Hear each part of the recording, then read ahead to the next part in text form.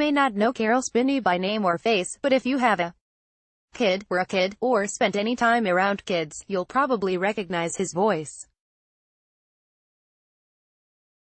Spinney is a puppeteer and the original performer behind some of Sesame Street's most beloved characters, including Big Bird and Oscar the Grouch. And, while the 84-year-old stopped puppeteering the characters in 2015, Big Bird is a huge, heavy puppet to operate. After all, he did continue to be his voice. But today, he's announced to the New York Times that he's retiring completely from Sesame Street after 50 years. Advertisement, continue reading below. Big Bird brought me so many places, opened my mind and nurtured my soul, Spinney. In a statement released by the Sesame Workshop. But, he says, it's time to move on. Matt Vogel, who does Count Fawn Count on Sesame Street as well as a bunch of other Muppet characters, including my favorite, the evil Constantine from Muppets Most Wanted, will be taking over the role of Big Bird. As of 2018, Caroll Spinney's reported net worth is $8 million. The ability to delight millions of children and adults all over the world is priceless, and often taken for granted.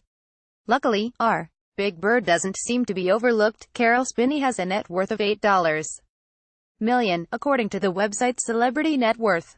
Getty Images. Astrid Staviars. It wasn't always this way. Spinney's first puppet show only brought in 32 cents. Let no one tell you that puppeteering is an easy path to riches. When Spinney put on his first puppet show, he made less than $1. Then again, he was only 8 years old at the time. He told The Guardian how that experience set him off on the path to Sesame Street. Advertisement, continue reading below. When I was 8, I bought my first puppet. It was a monkey, and I paid 5 cents for it. I collected some scrap wood and built myself a puppet theater. I made 32 cents with my first show, which I thought was pretty good, and that's when I knew I would be a puppeteer when I grew up. Actually, making 32 cents off a 5-cent investment is pretty good. Maybe you should start subtly leaving sock puppets around for your children. That all changed when Spinney met Jim Henson. The pair met at, where else? A puppet show, at the Salt Lake City Puppeteers Festival in 1969. Spinney was performing, and, according to the New York Times, it didn't go so smoothly. Henson watched him try to perform a multimedia show that went gradually awry, the paper wrote. As Spinney recalled, Henson came to him afterward to say, "I liked what you were trying to do." Soon after, Henson invited Spinney to play 2 Muppet characters that were being developed for Sesame Street, which made its debut on public television later that year. That encounter began a nearly 5-decade-long career with show. In the beginning, Spinney says in his memoir, The Wisdom of Big Bird and the Dark Genius of Oscar the Grouch, he almost left the show because he couldn't find a way to make ends meet in New York City on his Sesame Street salary.